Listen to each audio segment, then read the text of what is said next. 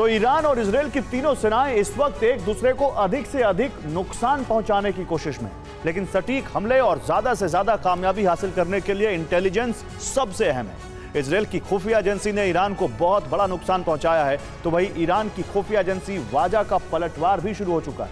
दोनों देशों के जासूस बहुत सीक्रेट तरीके से खतरनाक मिशन चला रहे हैं। तेहरान में मोसाद के जासूसों की गिरफ्तारी हो रही है, तो मोसाद ईरान के खुफिया तंत्र को तबाह करने में जुट गया है। एक तरफ मिसाइल धमाकों का शोर, तो दूसरी तरफ दबे पांव हमला करने वालों की फौज।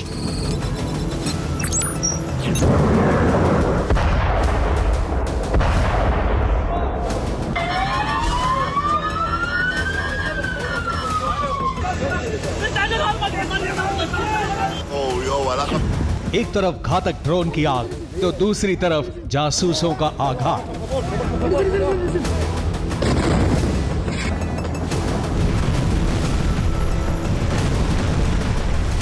ईरान और इजराइल के बीच घमासान में दोनों देशों की खुफिया एजेंसी भी बहुत बड़ी भूमिका निभा रही है।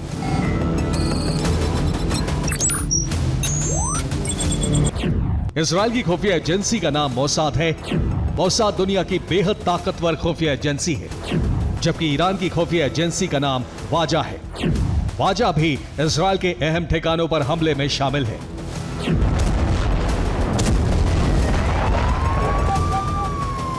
ईरान पर शुरुआती हमले के बाद से ही दुनिया एक बार फिर मोसाद का लोहा मान रही है।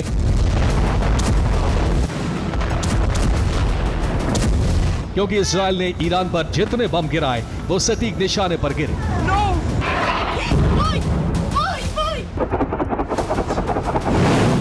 इजराइल का हर हमला ईरान के अहम ठिकानों पर हुआ। मोसाद ने पहले ही पता लगा लिया था कि ईरान के कमांडर्स कहां मौजूद हैं।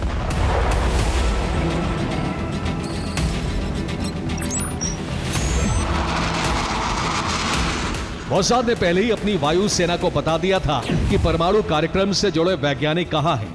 यही वजह है कि इजराइल के पहले हमले में ही ईरान की सेना नेतृत्व विहीन हो गई थी। मोसाद अब पेजर अटैक की तरह ईरान में कार में धमाकों से अटैक कर रहा है। मोसाद ने ईरान में पानी की सप्लाई सिस्टम पर हमला किया है। मोसाद ईरान में टॉप अफसरों को खत्म करने में जुटी है। वाजा वर्सेस मोसाद की इस लड़ाई में दोनों देशों की खुफिया एजेंसियां एक दूसरे को कमजोर करने और एक दूसरे से आगे निकलने की कोशिश में भी हैं। मोसाद के एजेंट अब ईरानी खुफिया एजेंसी वाजा के एजेंट्स की हत्या कर रहे हैं।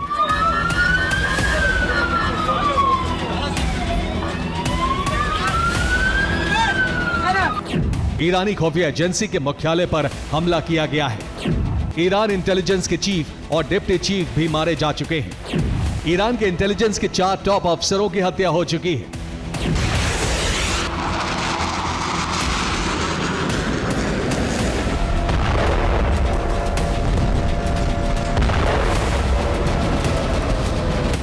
ईरान को एहसास हो चुका है कि मोसाद के एजेंट किस तरह से पूरे देश में फैले हैं, इसलिए अब ईरान की खुफिया एजेंसी ने मोसाद के जासूसों की पहचान करने के लिए अभियान चलाया है। लेकिन इस अभियान के बीच भी मोसाद के एजेंट लगातार हमले कर रहे हैं। ईरान में गाड़ियों में विस्फोट होने से ईरानी खुफिया एजेंसी की चिंता और बढ़ गई है।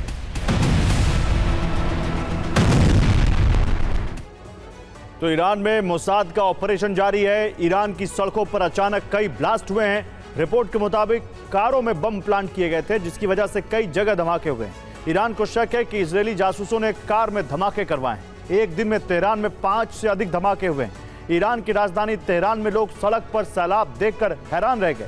रिपोर्ट के मुताबिक पानी की पाइपलाइन में धमाके हुए हैं, जिसके बाद तेहरान की सड़कों पर सैलाब जैसे हालात बन गए। ईरान में पीने का पानी सड़क पर बहने लगा। इसके बाद ईरान ने पानी वाला पलटवार किया है। इजराइल की राजधानी तेल अवीव में भी पानी की पाइपलाइन को निशाना बनाया गया।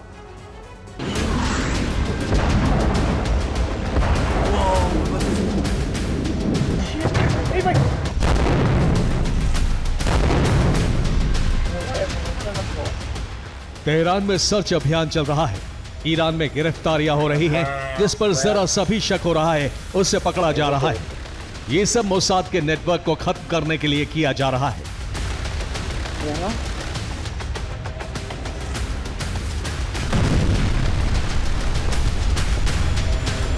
तेहरान की सड़कों की हालत देखिए। इजराइल ने आसमान से आग की बरसात की और अब इजराइल के जासूसों ने ईरान के पानी की सप्लाई पर प्रहार किया है।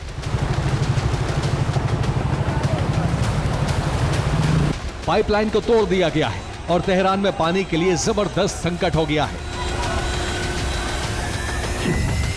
एक तरफ IRGC intelligence chief Mohammad Kazemi और डिप्टी हसन मोहक्किक और सीनियर कमांडर मोहसिन बाघेरी की हत्या की जा चुकी है, तो दूसरी तरफ अब ईरान पुलिस फोर्स कमांडर सरदार रदान को भी इजराइल के एजेंट्स खत्म कर चुके हैं। ईरान के एक टॉप अफसर ने दावा किया है कि इजराइल के जासूस ईरान की कई इमारतों में छोटे छोटे ड्रोन लगा रहे हैं। ईरान के अफसर का दावा है कि इमारतों से ड्रोन उड़ाकर कभी भी टारगेट पर हमला किया जा सकता है।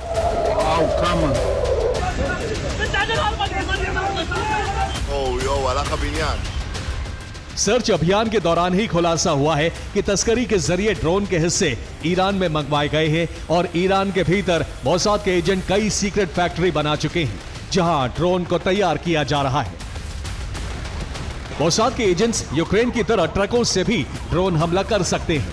ईरान की खुफिया एजेंसी इसी तरह अब संदिग्ध वाहनों का पीछा कर रही है। ईरान की खुफिया एजेंसी 2 दिनों में मोसाद के कई सीक्रेट ठिकानों का पता लगा चुकी है।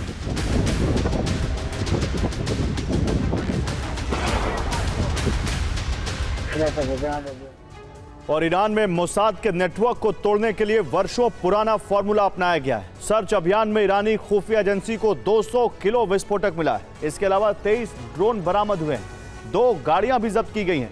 इनका इस्तेमाल मोसाद के एजेंट तेहरान और दूसरी जगहों पर हमले के लिए करने वाले थे। ईरान के कई इलाकों में मोसाद का ठिकाना मिला है। मोसाद एजेंट पकड़े गए। मोसाद के ठिकानों से हथियार बरामद हुए। तेहरान में सर्च अभियान जारी है।